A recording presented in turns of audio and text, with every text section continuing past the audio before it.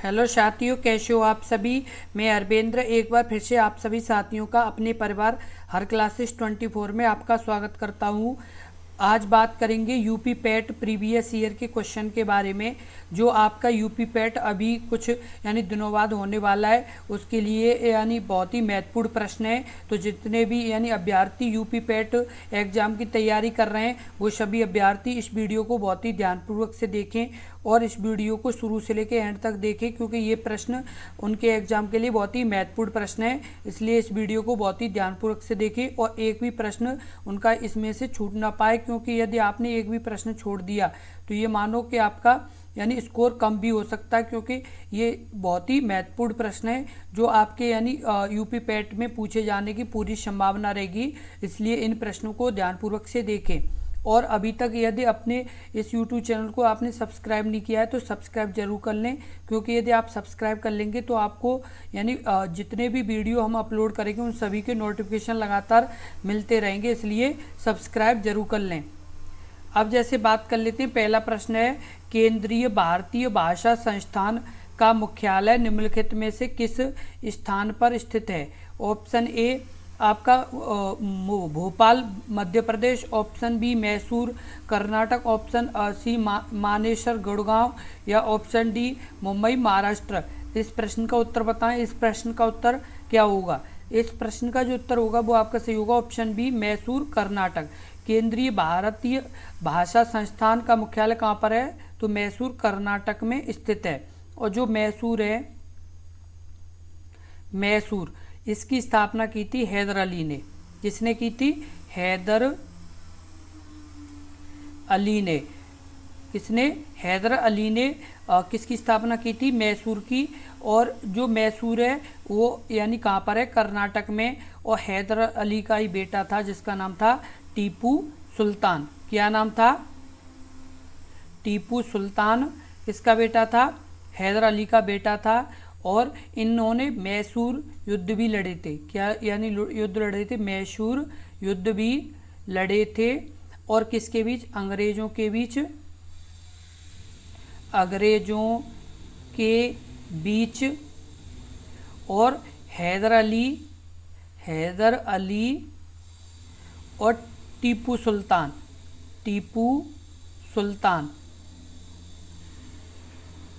इन्होंने क्या लड़े थे? मैसूर युद्ध लड़े थे। हैदर अली और टीपू सुल्तान ने, हैदर अली के बेटे का नाम ही टीपू सुल्तान था, जिन्होंने अंग्रेजों के बीच मैसूर के युद्ध लड़े थे। पूछ लिया जाए कि मैसूर की स्थापना किसने की, तो हैदर अली ने। और आपसे यदि ये पूछ लिया जाए कि जो हैदर अली है वो उसके बेटे का क्या नाम है, तो टीपू सुल्तान। और जो मैसूर का युद्ध किस किस के बीच हुआ, तो अंग्रेजों के और हैदर अली के बाद प्रथम युद्ध हुआ था। और उसके अलावा आपके टीपू सुल्तान और अंग्रेजों के भी बीच मैसूर का युद्ध हुआ था। अगला प्रश्न है प्रश्न नंबर 2। तेलंगाना राज्य के पालपेट गांव में स्थित रामप्पा मंदिर, जिसे वर्ष 2021 में यूनेस्को विश्व धरोहर स्थल घोषित किया गया था, उसका निर्माण निम्नलिखित में से किस राजवंश के शासनकाल के दौरान किया गया था। Option A Vijayanagar, option B Kakatiya, option C मुशनरी, ऑप्शन डी बहमनी। इस प्रश्न का उत्तर बताएं। इस प्रश्न का उत्तर क्या होगा। इस प्रश्न का जो उत्तर होगा वो आपका सही होगा, ऑप्शन बी काकतीय। जो रामप्पा मंदिर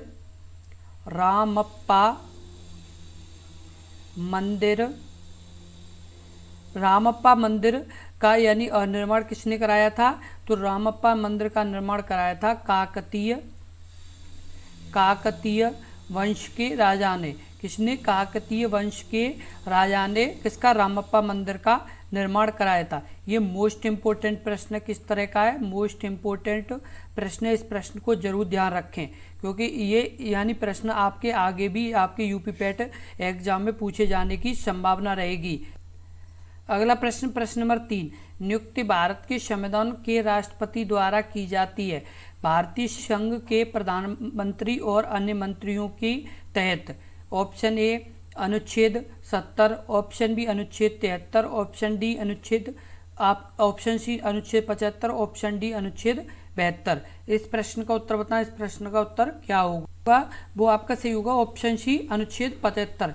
यानी नियुक्ति भारत के संविधान के यानी राष्ट्रपति द्वारा की जाती है। यानी भारतीय संघ के प्रधानमंत्री और अन्य मंत्रियों की नियुक्ति भारत के संविधान के राष्ट्रपति द्वारा की जाती है। तो यानी कौन से अनुच्छेद के तहत यानी भारत के प्रधानमंत्री और मंत्रियों की नियुक्ति की जाती है? तो इस प्रश्न का जो उत्तर सही होगा वो आपका सही होगा ऑप्शन सी अनुच्छेद 75 के तहत। किसके तहत? अनुच्छेद 75 के तहत भारत के प्रधानमंत्री और अन्य मंत्रियों की नियुक्ति की जाती है। ये बहुत ही इंपॉर्टेंट प्रश्न है। किस तरह का प्रश्न है? क्योंकि अनुच्छेद से संबंधित आपके 1-2 प्रश्न जरूर पूछे जाएंगे, क्योंकि ये बहुत ही महत्वपूर्ण यानी प्रश्न है, इसलिए आप इन प्रश्नों को जरूर ध्यान रखें। अगला प्रश्न है प्रश्न नंबर 4। कुथू भारत के निम्नलिखित में से किस राज्य केंद्र शासित प्रदेश का कूथबलम मंदिर में प्रदर्शित एक सामाजिक धार्मिक कला है?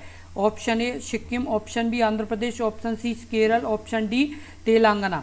इस प्रश्न का उत्तर बताएं, इस प्रश्न का उत्तर क्या होगा? इस प्रश्न का जो उत्तर होगा वो आपका सही होगा ऑप्शन सी केरल। कुथू भारत के निम्नलिखित में से किस राज्य या केंद्र शासित प्रदेश में कूथमलबम मंदिर में प्रदर्शित एक सामाजिक धार्मिक कला है? तो ये किस में? ये आपके केरल में है। कहाँ पर है? केरल में। अब आपको बता दें, क्योंकि कभी कभी आपके एग्जाम में यूपी पैट के में यानी राज्यों की राजधानी भी पूछ ली जाती हैं। तो सिक्किम की राजधानी आपकी गंगटोक है। क्या है? गंगटोक। गंगटोक। और उसके अलावा आपकी आंध्र प्रदेश की आपकी अमरावती है। उसके अलावा आपकी केरल की है तिरुवनंतपुरम।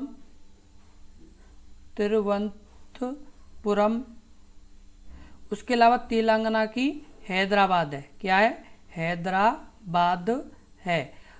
क्योंकि कभी कभी आपके यानी यूपी पैट के एग्जाम में राज्यों की किसी न किसी की एक की राजधानी पूछने की संभावना रहती है, इसलिए हम आपको बताते हुए चल रहे हैं। यदि बाई चांस पूछा जाए तो आप अपना आंसर सही कर पाएँ। और आपको बता दें जो कूथबलम मंदिर है वो कहाँ पर है? तो आपके केरल में है। कहाँ पर है? केरल में। अगला प्रश्न है प्रश्न नंबर 5। पेरुंगदाई कोंगुवेलिर द्वारा निम्नलिखित में महाकाव्य कृत है। यह भारत के निम्नलिखित में से किसी एक साहित्य से संबंधित है? ऑप्शन ए कन्नड़ साहित्य से, ऑप्शन बी तेलुगु साहित्य से, ऑप्शन सी मलयालम साहित्य से, या ऑप्शन डी तमिल साहित्य से। इस प्रश्न का उत्तर बताएं, इस प्रश्न का उत्तर क्या होगा? इस प्रश्न का उत्तर कमेंट बॉक्स में लिखें। इस प्रश्न का उत्तर क्या होगा? जो उत्तर सही होगा वो आपका सही होगा ऑप्शन बी तेलुगु साहित्य। पेरुंगदाई कोंगुवेलिर द्वारा लिखित महाकाव्य है। यह भारत के निम्नलिखित में से किस साहित्य से संबंधित है? तो ये किससे है? तेलुगु से संबंधित है। आपको बता दें कि जो ये जैसे अलग अलग भाषाएं, जैसे कन्नड़ है, तो कन्नड़ कहाँ पर बोली जाती है? आपके कर्नाटक में। कहाँ पर? कर्नाटक में। तेलुगु आपकी तेलंगाना और आंध्र प्रदेश में। कहाँ पर? तेलंगाना और आंध्र प्रदेश में बोली जाती है। आंध्र प्रदेश। मलयालम आपकी बोली जाती है केरल में। और आपकी तमिल बोली जाती है तमिलनाडु में। कहाँ पर? तमिलनाडु में आपकी तमिल बोली जाती है। ये आपको बता दें कि आपकी यानी ये डायरेक्ट प्रश्न पूछा जाता है कि तेलुगु यानी भाषा किस राज्य में बोली जाती है? तो तेलंगाना और आंध्र प्रदेश में। और आपसे यदि कन्नड़ के बारे में पूछा है, कन्नड़ किस राज्य में? तो कर्नाटक में। मलयालम केरल में। क्योंकि ये तो आपका जो ये वाला प्रश्न है जिसमें मलयालम यानी किस राज्य में बोली जाती है, तो केरल में। ये आपका यूपी SSC पैट में पूछा गया प्रश्न है, जो आपका यानी पहले ही पूछा जा चुका है। तो इसलिए हम इस वीडियो में आपको बता रहे हैं कि यानी प्रत्येक जैसे राज्य इसमें है और उसकी यानी जो भाषा है वो क्या है, क्योंकि बाई चांस यदि आपका पूछ लिया गया तो गलत नहीं होना चाहिए। प्रश्न नंबर 6। भारत सरकार द्वारा वर्ष 1967 में निम्नलिखित में से किस वीरता पुरस्कार का नाम बदलकर शौर्य चक्र कर दिया गया? ऑप्शन ए अशोक चक्र वर्ग 3rd, ऑप्शन बी अशोक चक्र वर्ग 1st, ऑप्शन सी महावीर चक्र, ऑप्शन डी अशोक चक्र वर्ग 2nd। इस प्रश्न का उत्तर बताएं, इस प्रश्न का उत्तर क्या होगा? इस प्रश्न का जो उत्तर होगा वो आपका सही होगा ऑप्शन ए अशोक चक्र वर्ग 3rd।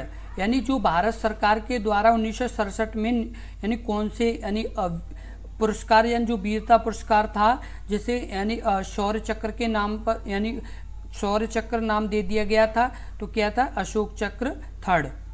अगला प्रश्न है प्रश्न नंबर 7, रासायनिक हथियारों का निषेध संगठन OPCW में कितने सदस्य राष्ट्र हैं?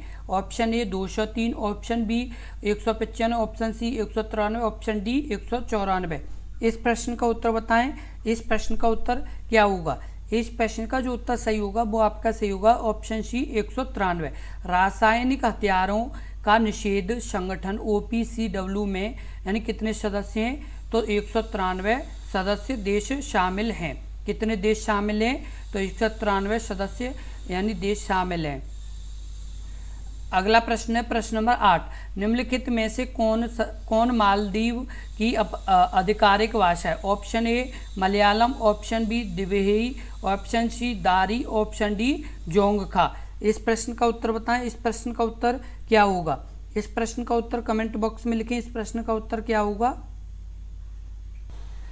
इस प्रश्न का जो उत्तर सही होगा वो आपका सही होगा ऑप्शन बी दिवेही। कौन सी है? यानी मालदीव की आधिकारिक भाषा कौन सी है? तो दिवेही है। कौन सी है? दिवेही। ये मोस्ट इम्पोर्टेंट प्रश्न है आपका, यानी ये पहले भी पूछा गया प्रश्न है और अब भी आने के पूरे चांस हैं, क्योंकि ये बहुत ही इम्पोर्टेंट प्रश्न है, क्योंकि अपने भारत देश के पास का ही एक देश है, तो ये प्रश्न आपसे फिर भी पूछे जाने की संभावना रहेगी। और ये जो मलयालम है ये केरल की है। कहाँ की? केरल की भाषा है। अगला प्रश्न है प्रश्न नंबर 9, पुला निम्नलिखित में से किस देश की राष्ट्रीय मुद्रा है? Option A Myanmar, option B Poland, option C Botswana, option D Cambodia. इस प्रश्न का उत्तर बताएं। इस प्रश्न का उत्तर क्या होगा? इस प्रश्न का उत्तर कमेंट बॉक्स में लिखिए। इस प्रश्न का उत्तर क्या होगा? तो इस प्रश्न का जो उत्तर सही होगा वो आपका सही होगा ऑप्शन सी बोत्सवाना।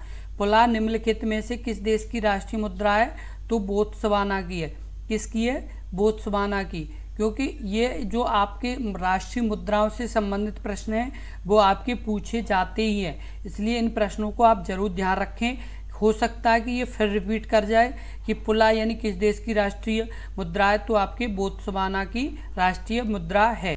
अगला प्रश्न है प्रश्न नंबर 10, निम्नलिखित में से कौन सा डिपॉजिटरी संस्थान का एक प्रकार नहीं है? ऑप्शन ए वाणिज्यिक bank, commercial banks, option B NABARD, option C credit cooperative society, option D ऋण यानी संघ लोन एसोसिएशन।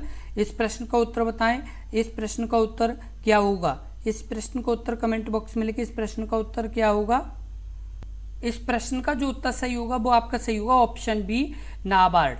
निम्नलिखित में से कौन सा एक डिपॉजिटरी का एक प्रकार नहीं है? तो नाबार्ड एक डिपॉजिटरी का प्रकार नहीं है। और आपका वाणिज्यिक bank, commercial banks, credit operative society और ऋण लोन यानी लोन एसोसिएशन ये किस प्रकार के हैं? डिपॉजिटरी संस्थान हैं। अगला प्रश्न है प्रश्न नंबर 11, उस उच्च न्यायालय का नाम बताइए जिसके क्षेत्राधिकार अंडमान और निकोबार द्वीप समूह के केंद्र शासित प्रदेश पर है। Option A Madras, option B Calcutta, option C Andhra Pradesh, option D Delhi. इस प्रश्न का उत्तर बताएं। इस प्रश्न का उत्तर क्या होगा? इस प्रश्न का उत्तर कमेंट बॉक्स में लिखें। इस प्रश्न का उत्तर क्या होगा? उनका जो उत्तर होगा वो आपका सही होगा ऑप्शन बी कलकत्ता उच्च न्यायालय। उस उच्च न्यायालय का नाम बताइए जिसके क्षेत्राधिकार अंडमान और निकोबार द्वीप समूह के केंद्र शासित प्रदेश पर भी हैं, तो कलकत्ता उच्च न्यायालय के हैं। आपको बता दें जो कलकत्ता उच्च न्यायालय ये कहाँ पर है? पश्चिम बंगाल में। कहाँ पर? पश्चिम बंगाल में ये कलकत्ता उच्च न्यायालय कहाँ पर है? पश्चिम बंगाल में कलकत्ता ये उच्च न्यायालय स्थित है और इसी के अंतर्गत आते हैं अंडमान और निकोबार द्वीप समूह। ये आपके बहुत ही महत्वपूर्ण प्रश्न है, क्योंकि ये जो अंडमान निकोबार द्वीप समूह है ये बिल्कुल बंगाल की खाड़ी में है और पश्चिम बंगाल है जो काफ़ी यानी उससे दूर है, इसलिए कोई अनुमान नहीं लगा सकता है। अनुमान यदि आप लगाएंगे तो ये सोचेंगे कि मद्रास के पास में हो सकता है या आंध्र प्रदेश के, क्योंकि ये मतलब आंध्र प्रदेश और मद्रास के ज़्यादा पास पड़ता है, ना कि पश्चिम बंगाल के, तो इसलिए आप यानी गलत आंसर लगा सकते हैं। ये कलकत्ता उच्च न्यायालय के अंतर्गत आता है जो पश्चिम बंगाल में है।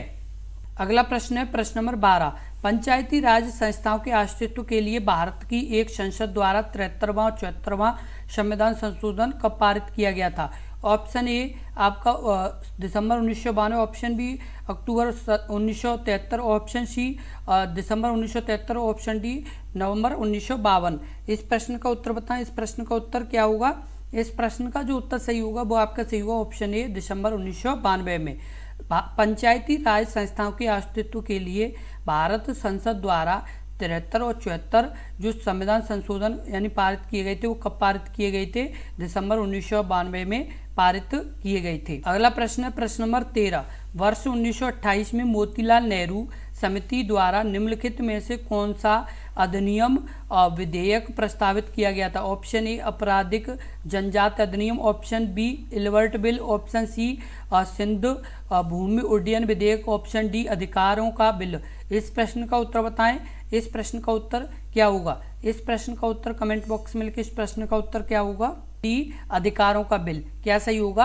अधिकारों का बिल सही होगा। वर्ष 1928 में मोतीलाल नेहरू समिति द्वारा निम्नलिखित में से कौन सा अधिनियम या विधेयक प्रस्तावित किया गया था? तो अधिकारों का बिल अधिनियम पारित किया गया था। कब? वर्ष 1928 में। अगला प्रश्न है प्रश्न नंबर 14। निम्नलिखित में से कौन सा आंतरिक सौर मंडल में स्थित एकमात्र बौना ग्रह? Option A Pluto, option B Haumea, option C Makemake, option D Ceres. इस प्रश्न का उत्तर बताएं। इस प्रश्न का उत्तर क्या होगा? इस प्रश्न का उत्तर कमेंट बॉक्स में लिखें। इस प्रश्न का उत्तर क्या होगा? इस प्रश्न का जो उत्तर सही होगा वो आपका सही होगा ऑप्शन डी सेरेस। निम्नलिखित में से कौन सा आंतरिक सौर मंडल में स्थित एकमात्र बौना ग्रह? तो सेरेस है। कौन सा है? सेरेस है।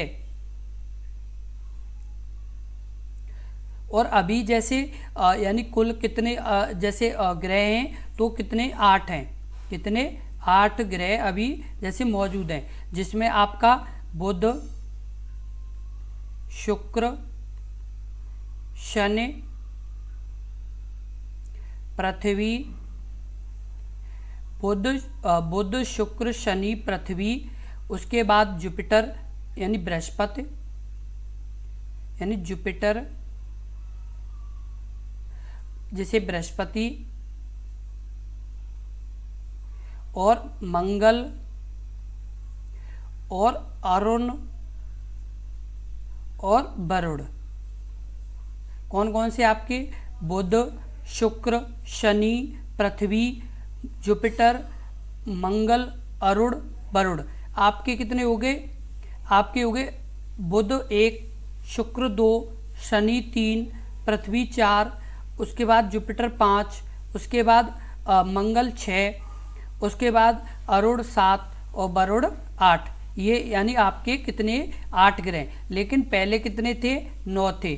9वें में कौन सा था? तो प्लूटो। कौन सा? प्लूटो शामिल था, जिसे बाद में हटा दिया गया था। अगला प्रश्न है प्रश्न नंबर 15। मिल्क ऑफ मैग्नीशिया किस प्रकार का एक कोलॉइड है? Option A aerosol, option B emulsion, option C घनसोल, ऑप्शन डी सोल। इस प्रश्न का उत्तर बताएं। इस प्रश्न का उत्तर क्या होगा? इस प्रश्न का उत्तर कमेंट बॉक्स में लिखें। इस प्रश्न का उत्तर क्या होगा? तो इस प्रश्न का जो उत्तर होगा वो आपका सही होगा option D sol. Milk of magnesia किस प्रकार का कोलॉइड है? तो सोल प्रकार का कोलॉइड है। और जो मिल्क ऑफ मैग्नीशिया ये किसके लिए यानी प्रयोग किया जाता है? तो ये ज़्यादातर प्रयोग किया जाता है पेट में ज़्यादा एसिड बनने से जो दर्द यानी वो भी भयंकर दर्द, किस तरह का दर्द? भयंकर दर्द होने लगे तो मिल्क ऑफ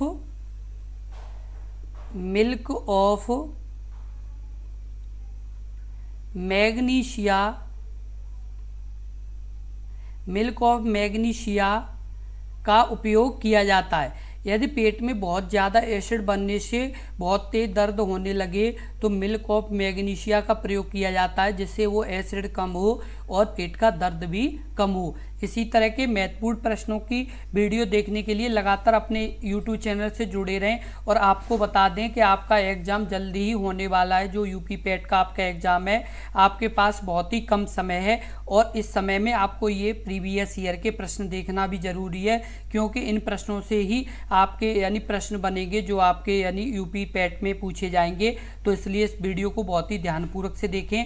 और आपने यदि पिछला वीडियो हमारा नहीं देखा है तो इस वीडियो के डिस्क्रिप्शन में लिंक दिया गया है, तो आप उसे भी देख सकते हैं। और इस वीडियो को ज़्यादा से ज़्यादा शेयर करें, जिससे और भी अभ्यर्थी अपने इस यूट्यूब चैनल से जुड़े, जिससे आपको अपनी एक कंपटीशन का भी पता चलता रहेगा और आपको यानी इम्प्रूवमेंट करने की कोशिश करते रहोगे, क्योंकि और भी अभ्यर्थी इन प्रश्नों के उत्तर देंगे तो आपको ये पता चलता रहेगा कि हम ज़्यादा प्रश्नों के उत्तर दे पा रहे हैं कि वो दे पा रहे हैं। तो उससे आपकी एक कॉम्पिटिशन बनी रहेगी। इसलिए चाहे आपके रिलेटिव हों, चाहे आपके फ्रेंड हों, सभी को इस वीडियो को ज़्यादा से ज़्यादा शेयर करें। और यदि आपने वीडियो को लाइक नहीं किया है तो कृपया लाइक ज़रूर कर दें। धन्यवाद।